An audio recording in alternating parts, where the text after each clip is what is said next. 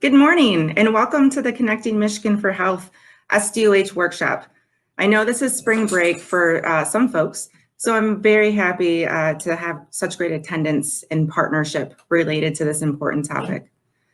So I want to thank you all for taking time out of your busy schedules to join us this morning. My name is Kim Batchelder, Director of State Accounts here at MyHIN, and your overall facilitator for today's workshop.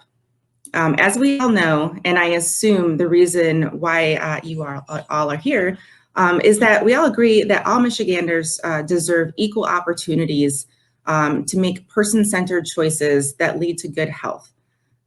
These choices are not limited to traditionally defined clinical health choices, but must include social choices that influence their neighborhoods and environment they live in. That is why we are here today, so we can continue to discuss and partner with you all on how we can collectively explore cross-sector roles and constructive relationships between clinical and social providers, policies, privacy practices, and the data needed to support these common goals that affect the overall health of individuals in our communities. Next slide.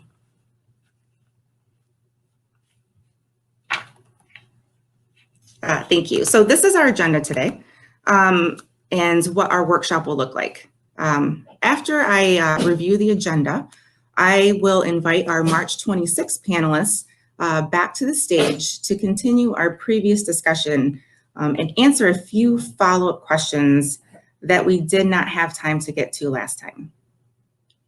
We will then give you all an overview of the 3 breakout sessions we have planned to start engaging further discussions and your input on 3 different topics or areas: care sector coordination, policy, privacy, and consent, and then interoperability of data technology. We will then go into a short break and then ask you to join one of these breakout sessions that interests you the most and that you believe that you have the most feedback on. Then our designated breakout facilitators will begin the discussions after the break in their breakout rooms. Once the breakout sessions wrap up, we will take another break so you can check your emails, get a cup of coffee, stretch your legs. Then we'll come back and each one of the designated breakout facilitators will review and recap a summary of their breakout discussions to the entire group, focusing on key takeaways and potential common recommendations, so the entire audience can kind of get a flavor of what each breakout session, what was discussed in each breakout session. And then finally, I will wrap up the workshop and review next steps. So with that overview of the agenda, next slide, please. It is my pleasure to welcome back our March 26th panelists to the stage. So first we have Kirk Smith, President and CEO of Greater Flint Health Coalition, Dr. Michael Inglesby, Professor of Surgery at the University of Michigan, and Evan Galejo, CEO and founder of EMI Advisors, LLC, leading the National Gravity Project. Unfortunately, Chris Jackson, who was representing the Michigan Department of Health and Human Services on our panel and spoke a couple weeks ago on our panel, has recently accepted a new opportunity at the federal government level and unable to join us today. So we will miss him, but wish him the best of luck in his new opportunities. So at this time, can I have the panelists join me on stage? Good morning, Kurt. Good morning, Dr. Inglesby. And I think we're waiting on Evelyn. We could go to the next slide, please. We can get started with some of these questions and then have Evelyn join us in a moment.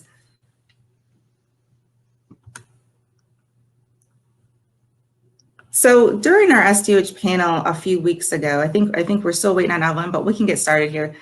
So during our SDoH panel a few weeks ago, we sent out a few poll questions to the audience, and here you'll see the responses that we collected and used to help inform our breakout sessions. However, we did not have a chance to ask our panelists their thoughts on these questions. So I wanted to open it up to the panelists to have a little more time in discussion, because at the last SDoH panel during the kickoff of Connecting Michigan, we ran out of time because it was great discussion. So I wanted to open up to the panelists. Our first question today is, what are your biggest challenges related to integrated care or social terms of health data sharing? So Kirk, maybe I can start with you, relate to your thoughts on that. So I think it depends on the lens for me with which you kind of approach it. I think the limited resources one is always at the top, but also just when we're coordinating what occurs on the clinical side with what we need to do to meet needs on the community or social service side, there's a big difference in capacity and typically how those sectors may function. Resources come into play, but also you have to find a way to sort of bridge those two sides of how you serve people holistically. And typically, community or social service agencies, not all of them, but in many cases are pretty low tech. And you have to find a way to match that along with a clinician who's going to be on a variety of EMRs and connected to efforts like MyHand and HIEs. So how do you get a resource match that aligns there? That's a big piece.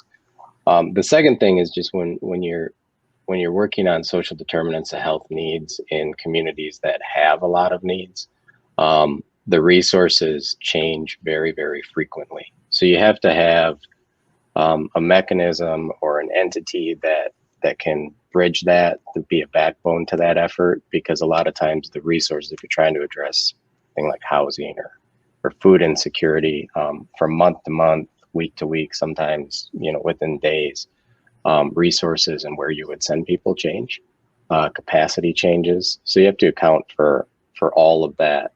So limited resources really stands up, but again, different on which side of the world you're looking at. Mm-hmm. So with limited resources, again, with the cross-sector coordination or collaboration, it's just making them, just having resources in place to work together and coordinate together. Is that kind of a summary of what you were saying, Kirk? I believe so. I think we've seen, so we're one of the community health innovation regions, but we know that that's not everywhere in the state of Michigan. And I think investing in that capacity has done good things in the regions that have those. And I think, we're in a stage where some of these backbones have the ability to expand to other places in the state, to take on other things. They're positioned to pivot well because you have every entity you need ideally around one integrated table. But we need more of that investment throughout the state, or even, communities can do it on their own too, if there's the catalyst and the will to make that investment, as opposed to each health system, each payer trying to take their own approach. That tends to fail and be wasteful. Whereas if you do it together, you can have a greater outcome, and that investment typically will stand up over time. Great. Thank you, Kirk. Dr. Inglesby, what are your thoughts on the biggest challenges related to integrated care and social terms health of data sharing? Yeah, I have very much a physician-centric lens on the world. And I think that the three biggest challenges that come to mind, one would be to get kind of primary care providers to want to kind of go to this space. Any clinician will tell you that their schedule's full and there's a lot of pressure to move things along, and these are sticky problems. So we're trained not to ask the hard questions that are foundational behind the health problems. We're trained, as you know, to function a little bit more like, mechanics in the pit stop of a car and just kind of get people, quote, out the door. So I think answer one would be to get physicians to, care is not necessarily the right word, because I think they do care and they're a remarkable resource and a front line for appreciation of these problems, but it's getting them to take the time to essentially diagnose a lot of these problems and leverage the high revenue places. So too is, who has all the money that the health, I mean, there's a lot of, I'm a liver transplant surgeon. Like I have, everywhere I go, there's a social worker and a dietitian and a nurse and a physician assistant. There's a lot of places where there are a lot of healthcare resources used, but they're not used on kind of quote these problems. They're used to get people kind of into kind of care that generates revenue. So what does that mean? So problem 2 would be to get non-primary care providers to ask these questions, use these data, and link patients to resources. So lots of folks don't seek primary care, but they do break their arm, they do have trauma, they do need their appendix removed or have a baby and have a C-section. So to try to leverage acute episodes of care and collect data, diagnose these problems, and set up systems where patients are linked to community-based resources like we just talked about. And then 3 would be to pay for that. So that takes time. There need to be payment models for clinicians and health systems and incentives to kind of do that work. And I think the physician community is excited to kind of move in that direction. I think we all appreciate that. Many of us appreciate more than ever that these are the problems that underlie most of the things we see day to day in our clinical practice. And what we do is put duct tape on the problem. And but it's hard to have these data. It's hard to ask these questions. These aren't simple questions. And have you ever had an appendectomy? You're not too scared to answer that question. But where do you sleep? Is a much longer, inefficient conversation. So we need to go there, and it needs to be paid for. Thank you, Dr. Inglesby. So you mentioned, I think earlier, and correct me if I'm wrong, but you said there's a lot of resources on the health side from a clinician perspective, and it's just making sure maybe outside of primary care that these questions are asked and these needs are identified.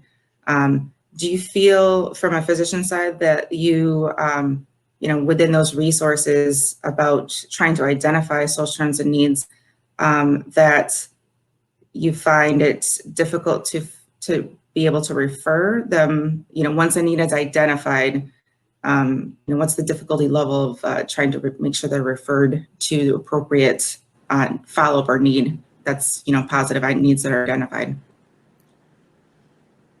Yeah, I don't know if I'm qualified to answer the question. There's members of a team that would know how to do those referrals, but those members of those team, those precious resources, they're sunk costs for a health system. So what do I mean? Please don't take this the wrong way. If you walk through the halls of the hospitals, you're much more likely to run into a liver transplant surgeon than a social worker. So, I'm not saying that the spine surgeons of the state of Michigan need to be kind of doing this work, but they need to be aware, and they need to the clinicians kind of set up the systems of care. I mean, that's part of our job. Those systems of care need to integrate not only the data, but then the handoff to community resources. And then some of the resources that are this is really high level and I apologize, but some of the resources that are available within health systems need to be more available in communities, because that's where the problems are. I'm turning to my right, and I'm seeing a new building we're building in my organization for cardiovascular neurosurgical type interventions. We're not building a building for community, resources. So that's a financial decision, and the incentives need to align so that it's easier for me to set up systems of care where my patients have access to community-based resources. Great, thank you, Dr. Inglesby, and welcome, Evelyn.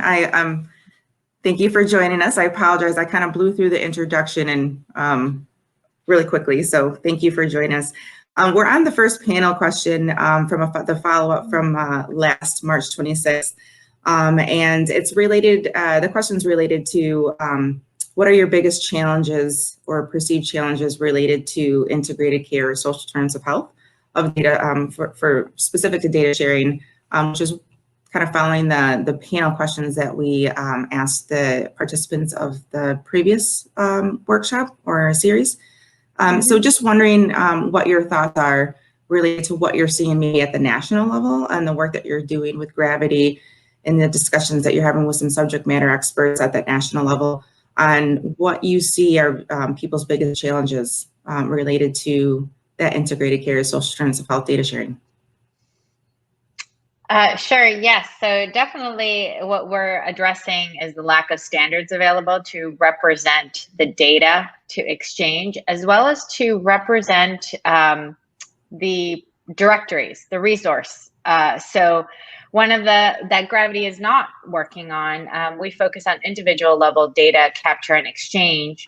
But one of the gaps we're finding as we look across the ecosystem to actually implement these standards is that we have a fragmented system of provider directories, social provider directories. So some of these are managed through 211s. A lot of the referral platforms provide these directories now, but they're not standardized. A lot of them are proprietary. So part of it is figuring out how do we establish an infrastructure that supports the ability to trust, authenticate a service provider in the field so you can send them a referral. So part of that hiccup is the ability, so even if we standardize the data or the representation of the data, what we call the semantics and the content or the format of it, if you can't send it to someone because they have no way to receive it or to authenticate themselves in a system, it's not going to work. We're hearing a lot from community-based organizations as we have more and more health systems adopt referral platforms like Unitas, NowPal, and Bertha, that they have to log into multiple systems just to receive a referral. So that's not working for them either, and they're already burdened, and they have limited capacity and resource, all those things that we know are happening. So definitely that's a focus of interest, especially for the federal government that's trying to roll out initiatives and new programs, is figuring out that gap right now. Great, thanks, Evelyn, and I'm excited. I think you're later joining one of the health information technology and data sharing work group, and Mike Taylor's facilitating that, and he's kind of our in-house subject matter expert on health directory, so really excited to hear that discussion in that breakout session, so thank you. So Kirk, just based off of what Evelyn said, I mean, from a community perspective, is that kind of true from your lens and what you're experiencing on kind of the day-to-day level as well? So it goes back to, I think, I always sort of use the same quote, which is all health is local, and I think all resources are local. We have seen this a bunch, and we've been doing this work for a while now, and took the local approach of, we were asking questions around social related health needs, and then what we did was we mapped all the local resources because we were here in a region, and we had the relationships, and we could go and actually talk to the entities and understand not only how you would enter their front door and what would work for them in a solution. It's really hard to do that if you're doing it on like a national level or from even a statewide approach, because a lot of smaller community-based agencies that do this really critical work that we want to link to, this is just very different from them. They're used to somebody walking in the door, calls. They have a very community-based system of entry. So we've seen, even with 211s, which, United Way is a big part of our work. Even what's in 211 is out of date a lot. And we try to bring that together and make sure that that system gets updated. We've seen with the larger national ones like Aunt Bertha and stuff, what's in there is it just doesn't match what we're doing locally. So we try to really bridge that with a local approach and map it to a way in which we almost have a local directory because it changes so often. And then as we make referrals and we see where we're having success, where we're having failures, that's where we can do more community-based scans and solutions to say, okay, we're really not hitting the mark on housing. Like we have to be solution driven here and not just transactional with referrals. So it's tough. And I know, state and federal governments really are interested in this, but it's hard to do that without local entities being involved. Got it. Thank you. So we can move on to the second question. So thanks for that discussion. Another question that we didn't get to during our last session was how do we measure that needs are met, kind of related to closing the loop or positive needs identified. How do you measure that those needs are met once identified? So Kirk, did you want to go first on that based on your experience? Sure. So what we've done, for a referral platform for us, we use MyHand Referrals Plus, and we've been using that for a number of years now. We have about 40 different clinical providers who are a part of it, and then another 20, 30 community and social service agencies across domains who we've worked with and built entry points that match exactly what they do. We have a hub that sits in the middle, and that's really the key for us in terms of having that global view on making sure that we're measuring needs met. But just the big thing for us was to create standard definitions, making sure that we were all using the same sort of logic when we said a referral was accepted. What does that mean when it's completed, or even if a referral is canceled or whatever? We want to make sure that we, across each and every one of those provider sites, are using that in the same way. What we've also done is created some local mechanisms that go a layer deeper. So if we see referrals that don't fall into that completed category for us, which means success and need is met, we have a global report by entity that can go down and say, okay, if it's not completed, what is the explanation of the outcome for the individual? So we want to see if it's anything but completed, what actually happened. And at that point, your social worker, your care coordinator will have entered some notes. Perhaps the client really didn't have that need, or the patient, they were lost to contact, or in some instances, the entity maybe didn't have the resource anymore.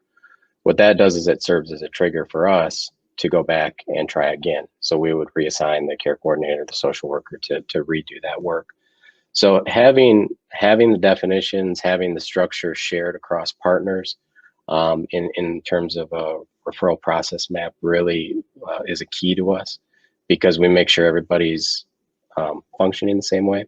But then we're also looking at it from an individual view. We can have the communication, but we can also have mechanisms to make sure that we're doing more than just getting an answer. We want the right answer. Great, thank you. And so Evelyn, I'm curious on your thoughts on that, especially related to that referral mapping space that Kurt was talking about. And on top of that, kind of what you're seeing at the national level or other partners that you're working with on, how do they measure needs met once a positive need is identified? Yeah, so we're not yet at implementation on our end because we're a standards initiative, but when we hear from our stakeholders on why the standards are so important. So the fact is that they're done, especially the health. So one of the key items the health plans come forward with is that it's really important for them to measure needs met, closing the loop, right? They need it for risk stratification. So that's their business driver, right? That they need to make sure that what they're paying for, that the individuals that are receiving those services and being able to address if they're not immediately in real time.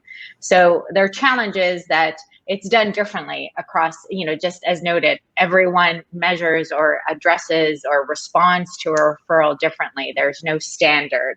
And so for them, it's really the issue is mapping back. What does a closed loop mean for this entity health system here versus another health system or another CBO? So they're very interested in the standards. One thing we also want to acknowledge is that many of these referrals are going to entities that will never close the loop, respond back. So case in point, we bring up the food banks, right? So we see a lot that, an individual's referred or educated or counseled to go to the local food bank, right? And in some, I've seen some HIEs where they connect, they have partnerships with a local a church that has meals they prepare on or have available on a weekly basis. So they connect to their website, right? So they just let the individual, the patient know that food bank is available at this time, right? But then they really depend on the patient, the individual, to close the loop. So we're figuring out when some things that we're looking at is, whether the individual has an app and can scan a QR code as an example, that they went to the food bank. So there's a QR code to say, here we go, and that is sent back. That's something those are the technologies, like low cost, low hanging fruit technologies that can support the ability for the provider and the payer to know that the individual received the services that were identified. So those are the things we need to keep in mind here, that low tech, or these, again, not all individuals have smartphones that can do that, but it's figuring out how to update the system and know that the referral, the need was met. Great, thanks, Evelyn. I really do like that concept of the QR code. That's interesting. So exciting. And again, low tech, low hanging fruit.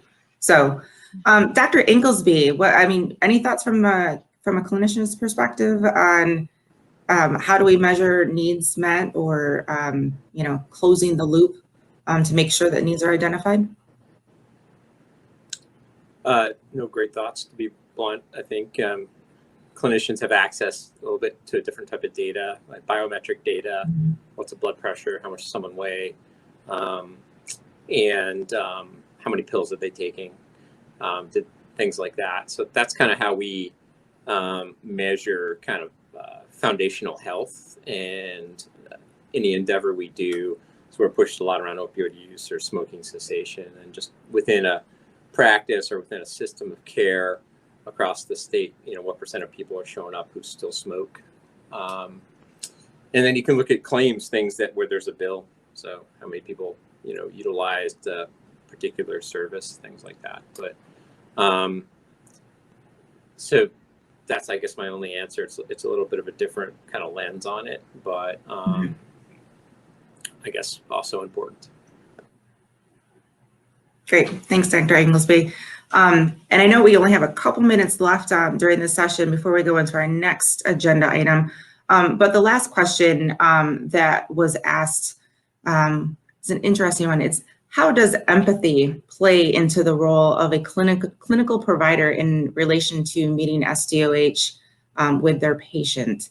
And since this is kind of, maybe a question related to the role of a clinical provider, Dr. Inglesby, any thoughts on the role empathy plays in making sure their patients' needs are met when SDoH is identified?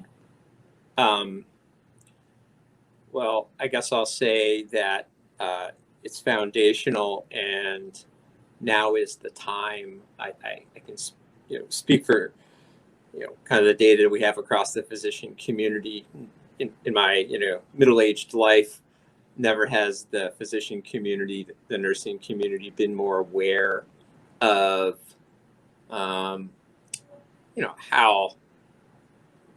limited they are in their ability to actually improve health, and how quote, the system impacts patients in a way that the patients have very little control over. So within that context, concepts around non-compliance or missed appointments, things like that, I think are fundamentally changing for most clinicians. And just put a lens on it, most good clinicians, to have a much more empathetic view of an individual patient, and have much more critical view of the system of care. So I think it's a unique time, and I'm excited that this work is happening now, because I think the physicians generally have kind of pushed this off to other stakeholders, and I think it's a fertile time to engage them. We're not going to get all, but if we get more, then that'll help everyone. So great question, and it's cool to kind of think about a concept of empathy within the context of essentially a technological, or a data-driven kind of panel. So great question. Great, thank you. And it looks like we're a little bit over our session here. So I want to thank you all again for your time and effort and dedication to this SDoH workshop series, and the great work that you're doing at your respective areas, and looking forward to our future discussions and partnerships with all of you. So thank you very much. I believe that you all are joining some of the breakout sessions later, so we'll continue some of these discussions in those breakout sessions. So thank you very much. I appreciate it. Talk to you guys soon. Yeah. So thank you. All right, next, so if we can go to the next slide, please. Okay, thank you. So during our SDoH panel, or I'm sorry, so now I would like to actually introduce our breakout session facilitators and invite them to the stage at this time. Good morning, Mike. Good morning, Dr. Kay, and good morning, Shreya. So first, just to introduce our workshop facilitators.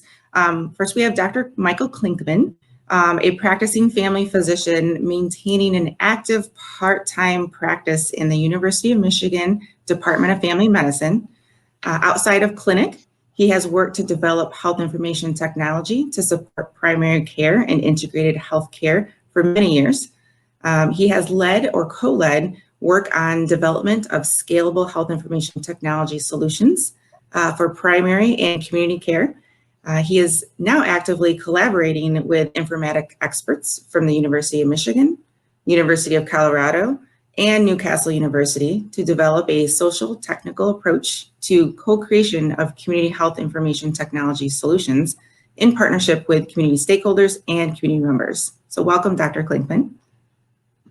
Next, we have Shreya Patel, an attorney who is focused on the areas of healthcare and privacy. In her role as Chief Policy and Privacy Officer for MyHIN, she routinely, examines the effect of national and state initiatives on interoperability and participates in the national dialogue surrounding the Trusted Exchange Framework and Common Agreement, or TEFCA, and final interoperability rules for the Office of National Coordinator of Health IT, or ONC, and Center for Medicare Medicaid Services, or CMS. Shreya is an advocate of balancing the public health interests of greater information sharing with patient privacy, and in turn leads statewide efforts surrounding the sharing of behavioral health information and electronic consent solutions to provide healthcare consumers with the ability to receive quality coordinated care in a secure method. So welcome, Shreya. And then finally, we have Mike Taylor. Mike is a senior product marketing manager here at MyHIN, where he oversees products and serves as a subject matter expert for social determinants of health, provider data management, direct secure messaging, electronic consent management, patient care documents, and single sign-on. Mike has experience ranging through development, direct secure messaging, master data management, HL7 messaging, CDA documents, interface engine implementations, provider directories, master person indexes, and standard adherence. So welcome, Mike. And so good morning, and thank you for facilitating our sessions. So now I think I'm going to pass it over to Dr. K to give you, or Dr. Klinkman, to give you an overview of his breakout session and give you a little preview to see if that breakout session will interest you. So Dr. Klinkman. Okay, I guess I'm the first seller up on the marketplace here. If I can have the next slide, I've got a couple things to show people. And you don't need to see all that stuff. Maybe we can go to the next slide. In this session, I think we're going to talk about questions and issues related to connecting up health and social care. And these questions are pretty complicated. So I wanted to go through just a few visuals to orient folks who are probably coming from all different spaces and thinking about this stuff. And I'm going to start with my own version of a disclaimer here. I believe that this work requires active and equal participation between sectors and partnerships. We need the community to do this stuff right. That's not me. I'm a primary care doctor, so I'm on the healthcare side. And I think we're really asking in these sessions for people to emerge as being willing to work with us on a difficult set of issues. Next slide.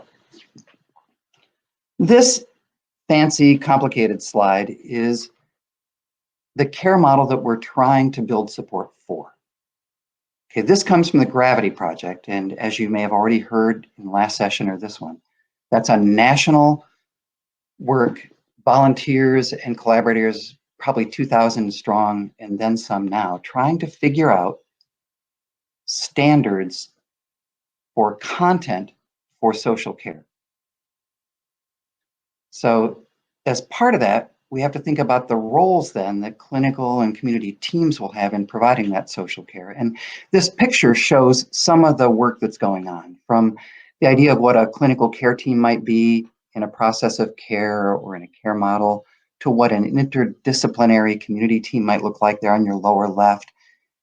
And then in this middle wheel, you see the spots for some of the stuff we've talked about in Michigan a lot already. What is a social determinants of health screening supposed to do? And how should it be coded so it can be exchanged? And so bit by bit, Gravity is taking on these issues to try to give standards so that we can follow and better exchange information and share care. We'll come back to that during our session. So next slide. What is a community integrated health network? The thing that I put in the title here. For that, I'm going to ask your indulgence for just a minute while we go through some terms so that you understand maybe what we're all talking about. Some of them are pretty easy. Sector means an area of care or service distinct from others, like a social care sector we talk about a lot here, or the medical care sector. System is a set of things that work together in a network, like a local healthcare system or a school system. A domain is kind of a piece of work within a sector, like for social care, the housing domain or the transportation domain or the food insecurity domain. And then we get to the meat of what we need to talk about today. A community integrated health network is a local thing. It provides cross-sector care that engages systems in meeting people's needs across domains. And the best example I can give that may be familiar to some of you on this video is the state innovation model and the community health innovation regions that were created for SIM. So let's go back just a couple of years to the Michigan Blueprint for Health. That was kind of the foundation for the SIM demonstration.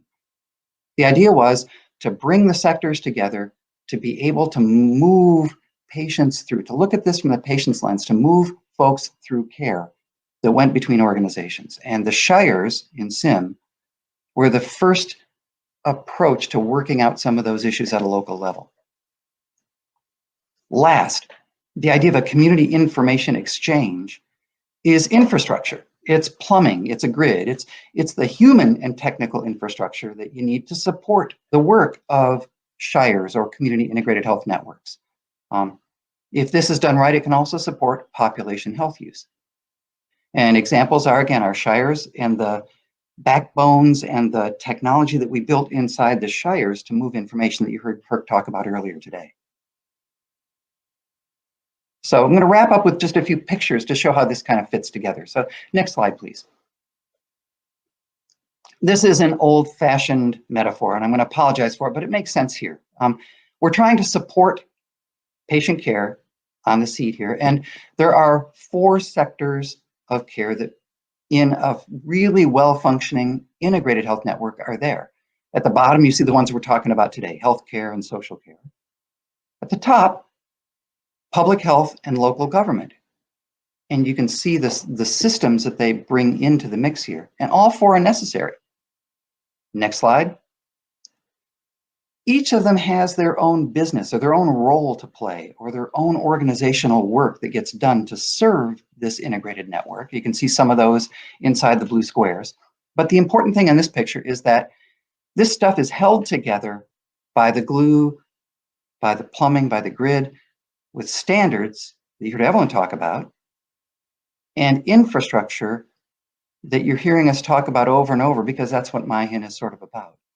Without these 2 pieces in place, it's really hard to keep a network moving and to make it go. Okay, next slide. For those of you that like circle metaphors, the relationships kind of cone down with the human being that needs help in the middle. And you can see how the sectors and the systems within the sectors and the care providers, the people that are really working with a patient or a client on the ground, come together in the middle. That's how this fits for a CIHN.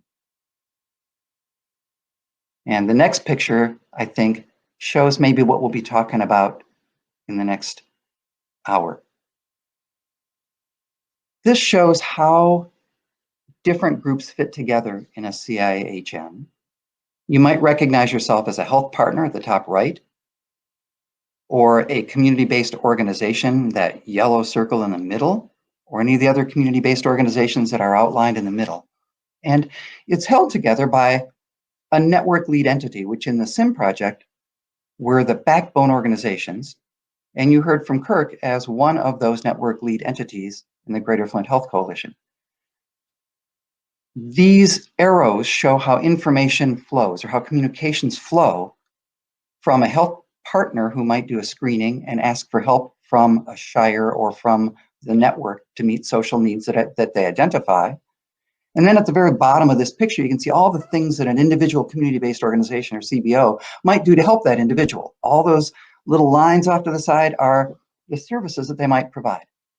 And bringing all that together is the plumbing, the grid, the stuff that we're talking about today. Okay, last thing I think I'll leave you with.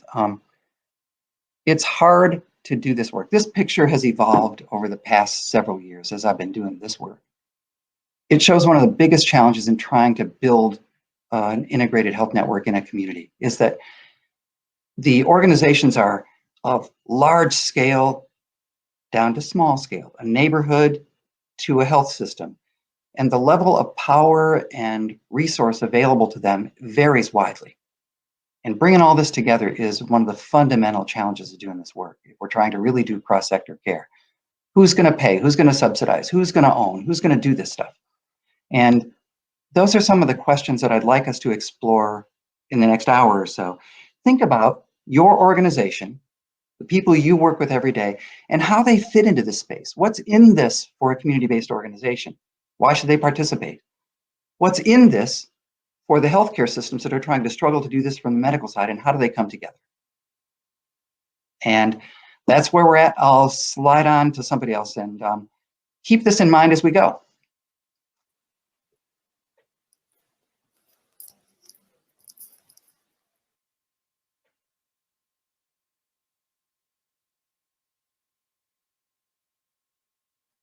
Good morning, everyone.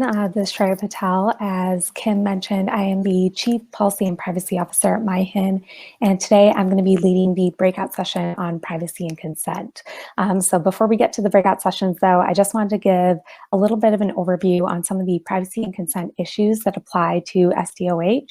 So I'm going to give a preview to some of those topics now.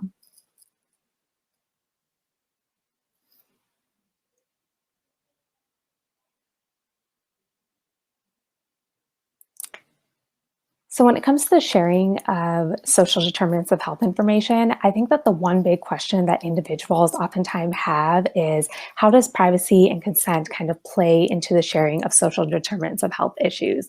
So for example, is the sharing of SDoH information something that's covered under the HIPAA privacy rule, which allows for the sharing of health information for the purposes of treatment, payment, healthcare operations, and public health?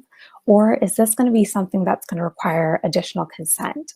And while we are beginning to kind of get an answer to that question, it's not really a straightforward yes or no. It's kind of a tricky conversation, and one that's been evolving a lot since about 2018.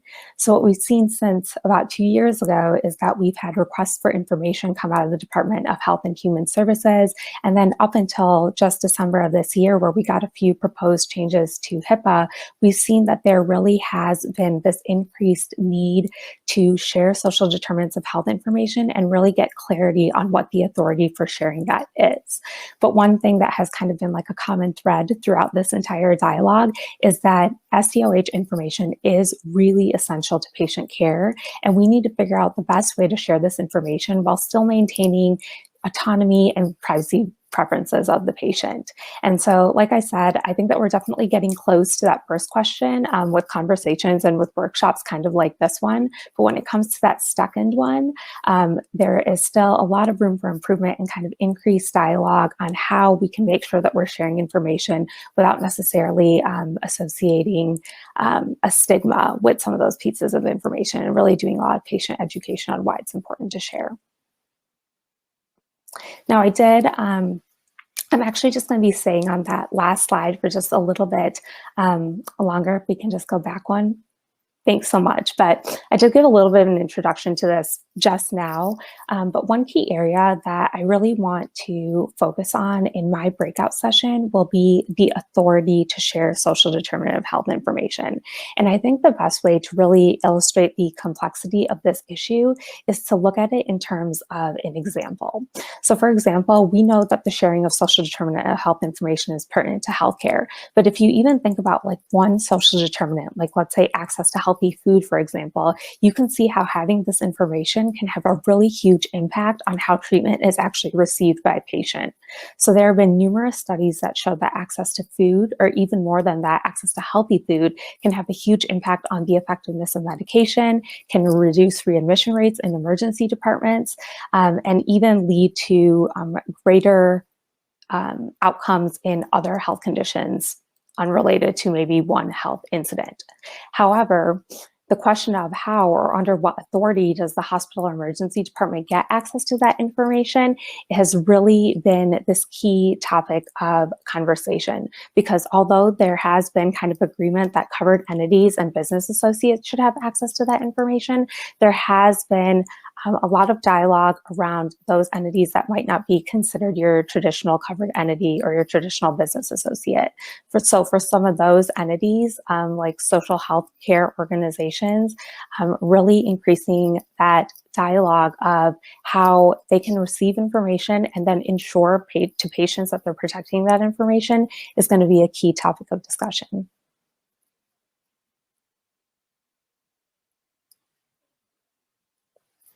Next slide.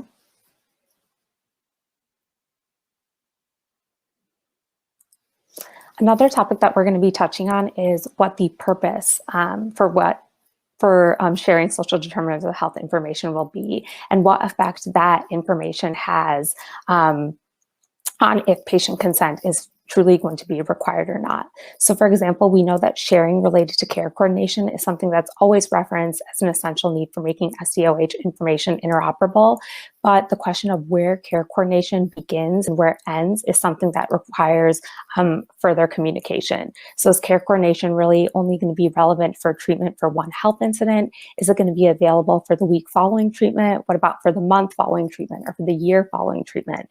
Or is it available, indefinitely to providers? And if so, we kind of flip over to another question of, for what purpose is that information going to be available? So is it only going to be to kind of coordinate care for an incident, or is it going to be for, let's say, payers to decrease healthcare costs? What about when we kind of move over into secondary pieces of information, such as research or public health, or when we start to de-identify SDoH information to kind of look at the larger regional, state, or national landscape? So it's kind of some of those complex conundrums that we're going to focus on in the session and really see if we can find solutions for moving towards sharing for those purposes while still making sure that we are honoring and respecting all of those other patient autonomy and patient access initiatives that are being released simultaneously over the past few years.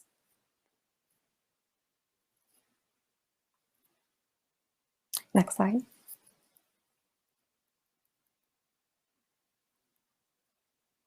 Now, the last topic that I want to touch on, just before I pass it over to Mike, is going to be moving into that actionable solution space. And that's going to be, how do we kind of lay out parameters for sharing? So we believe that this could largely involve explicitly stating parameters in things like data sharing agreements and other documents. But this is going to be a topic that we will really use in the breakout session to say what language actually needs to be in place in order to protect patient privacy preferences, and also for what pieces of information. So we're going to do a deeper dive into what particular social determinants of health do we need to take a look at, and really ensure that when we are putting in data sharing agreements with those organizations, we're really making sure to protect those specific pieces of information.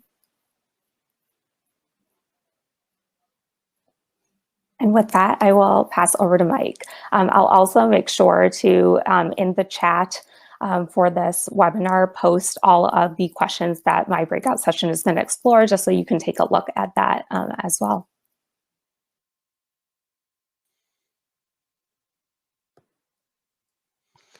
All right. Time to pitch the interoperability of data and technology breakout session. I think when we're taking a look, when we're going into healthcare space with technology, a lot of the times, I mean, almost all the time, our technology is just trying to catch up with the rest of the world where other industries have gone, and catching up with what is already established in the clinical realm. When we're talking about communities coming together to make a person healthier, we're trying to put the technology pieces together at the same time that we're trying to figure out what the policies are, and at the same time we're trying to figure out what the actual objective is. And so there's a little bit of, I've heard called the lug nut approach, where if you try to put, if you try to screw a lug nut all the way down on one wheel, that wheel's going to be wonky even after you put all 5 on. You have to screw one on a little bit, and the next one on a little bit, and the next one a little bit.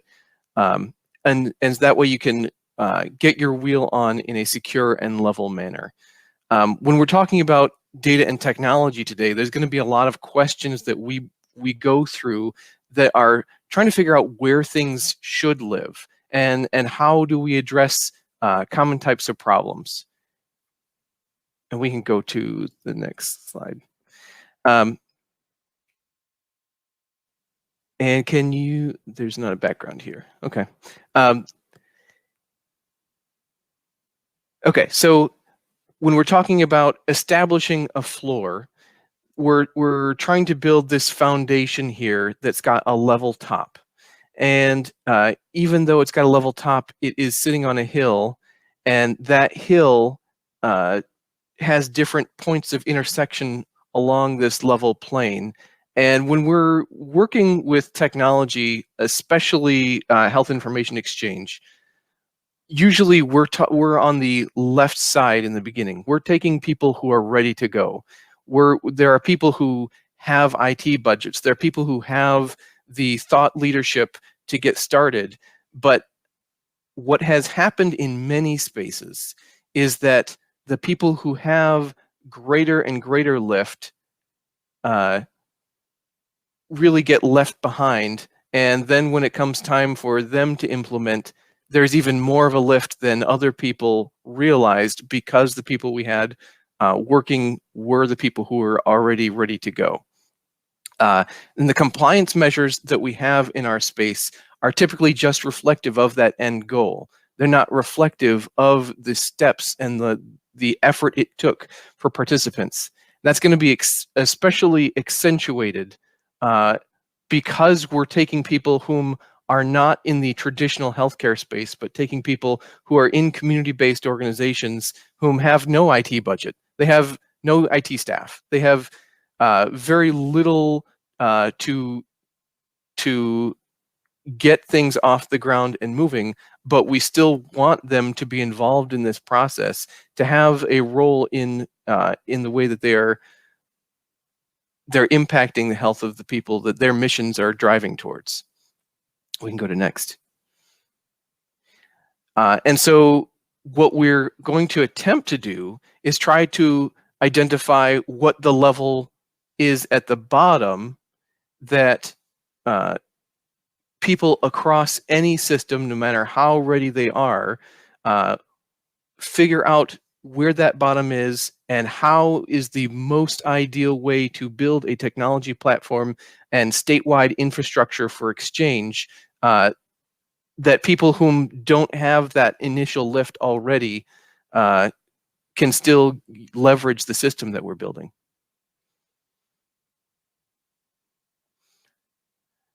So the questions that we're going to be diving into in our session really go into looking at the different stakeholders in our ecosystem and then taking a look at what technological process needs to happen, like codification of a screening question, and where should that live in this cycle?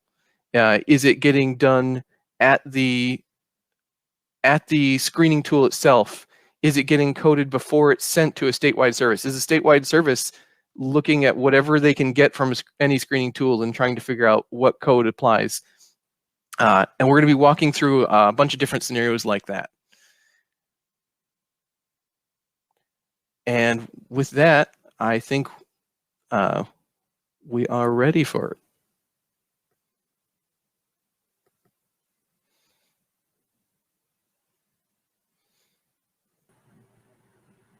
All right, great. Thank you, Mike.